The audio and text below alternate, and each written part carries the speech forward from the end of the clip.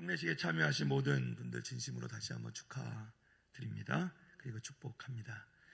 교회가 존재하는 목적은 예수 믿지 않던 영혼을 주님께 인도하는 것이고 훈련하고 양육하여 세례를 받게 하는 것이죠.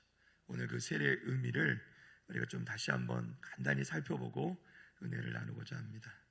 오늘 우리가 함께 읽은 본문 말씀, 초대교회에서의 세례가 어떻게 사용됐는가를 보여주는 말씀이에요. 세례의 중요성을 보여주죠. 베드로의 설교를 듣고 죄에서 돌이켜서 예수님을 믿고자 하는 사람들이 일어나는데, 그 사람들이 첫 번째로 주어진 미션이 뭐냐면 바로 세례를 받는 것이었어요. 그러니까 그들의 마음이 돌이키고 예수를 믿고자 할 때 가장 먼저 해야 될 것은 세례를 받는 것이다 하는 것이죠. 세례가 왜 이렇게 중요할까요? 세례 안에 복음이 담겨있기 때문에 그래요. 세례 안에 담겨있는 복음은 무엇입니까? 첫째는 죄의 씻음이죠.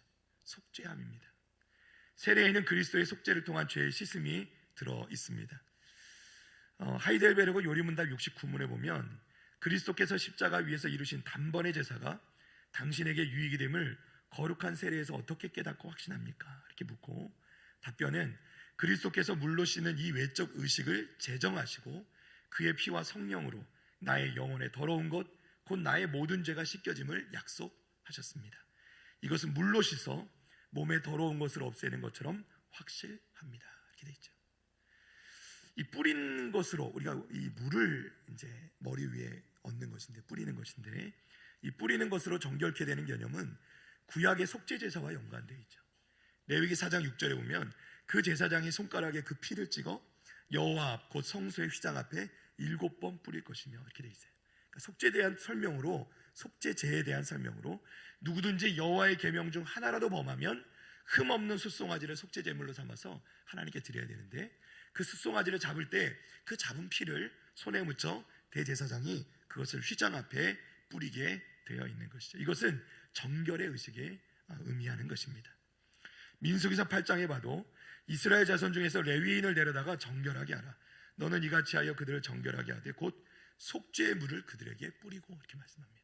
그러니까 레위인을 구별할 때 아론의 자손들, 그 레위인들 또 대제사장을 구분할 때에 그 물을 뿌림으로 그들을 정결케 하는 의식을 우리가 볼 수 있게 되는 것이죠. 이것이 신약으로 넘어오면 예수 그리스도의 피가 정결케 하는 일과 이 물을 뿌렸던 또는 피를 뿌렸던 구약의 정결 의식이 서로 연관되는 것을 우리는 보게 됩니다. 히브리서 9장 11절 14절입니다. 자, 우리 14절만 한번 볼까요? 하물며 영원하신 성령으로 말미암아 흠없는 자기를 하나님께 드린 그리스도의 피가 어찌 너희 양심을 죽은 행실에서 깨끗하게 하고 살아계신 하나님을 섬기게 하지 못하겠느냐. 아멘. 그러니까 구약의 그 속죄제에 쓰였던 모든 피와 물이 그 모든 죄인들의 죄를 깨끗게 하셨는데, 그런 능력이 있었는데, 그것 자체는 능력은 아니지만요, 하나님께서 그렇게 역사해 주셨는데, 마찬가지로 그리스도의 피, 그렇죠? 예수 그리스도의 피가 어떻게 우리를 깨끗하게 못하겠느냐네요. 깨끗하게 할 수 있다는 거죠. 한 구절을 더 봅니다. 이제 여기를 보면 세례와 예수님의 보혈이 연결되어지는 것을 볼 수 있어요. 히브리서 10장 22절입니다.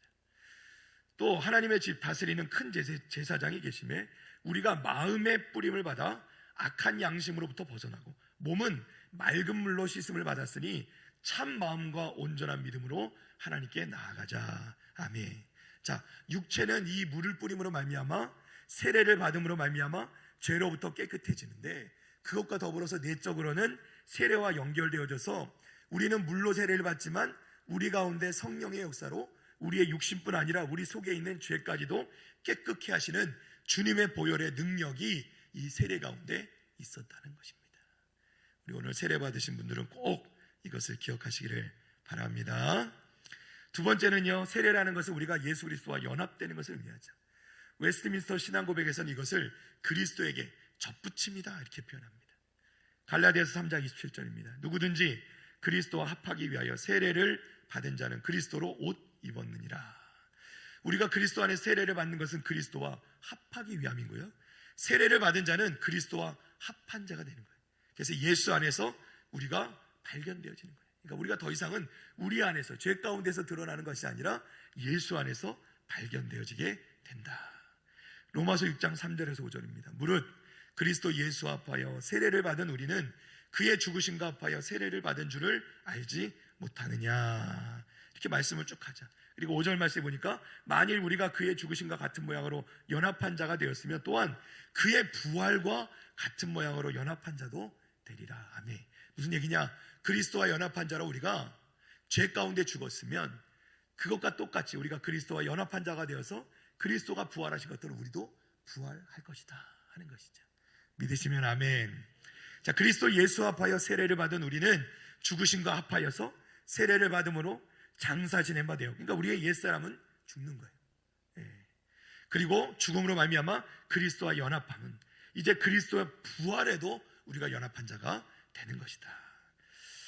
우리가 세례를 베풀 때 성부와 성자와 성령의 이름으로 세례를 베풉니다.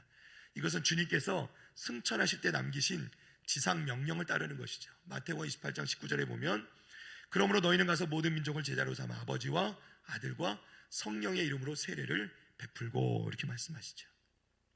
그래서 우리는 그 말씀을 따라 이 세례를 베풀어 드리는 것이죠.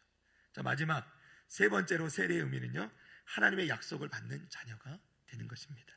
히브리서 9장 15절입니다. 이로 말미암아 그는 새 언약의 중보자시니 이는 첫 언약 때에 범한 죄에서 속량하려고 주구사 부르심을 입은 자로 하여금 영원한 기업의 약속을 얻게 하려 하심이라. 아멘. 자, 아브라함 때는요 할례라는 것이 있었어요. 할례.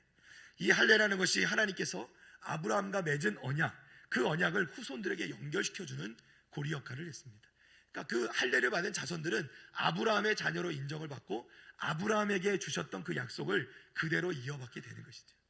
자, 신약시대에 넘어와서는 역시 세례가 우리에게 그런 역할을 해주는 겁니다. 세례는 우리가 그리스도와 연합함으로 하나님의 자녀가 되어서 그 영원한 기업의 약속, 즉 하나님 나라의 약속을 우리로 하여금 얻게 하는 것이에요.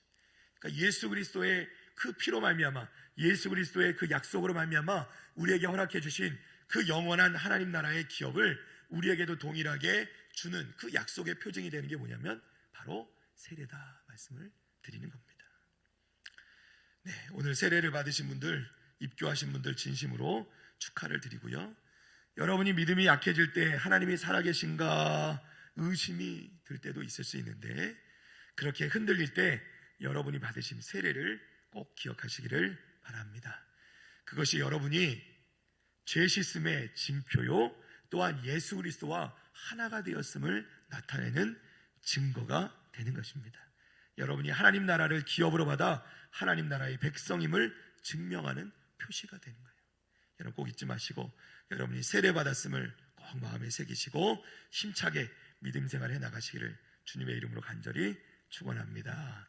아울러서 우리 성도님들께서도 우리 또 세례에 또 받으신 우리 분들, 우리 성도님들께서는 세례의 의미를 꼭 다시 한번 마음에 새기고 우리가 그리스도와 함께 죽었고 죄 씻음을 받았고 또 우리가 그리스도와 함께 연합한 자가 되었으며 또 우리가 하나님 나라의 백성 되었고 그 하나님 나라의 기업을 받는 자가 되었음을 증명하는 증표가 바로 이 세례라는 것을 꼭 기억하시고 정말 우리 가운데 항상 그 믿음이 흔들리지 아니하고 하나님 앞에 승리하는 삶을 살아가시는 우리 사랑하는 북일의 성도들 다 되시기를 주님의 이름으로 축복합니다. 축복합니다.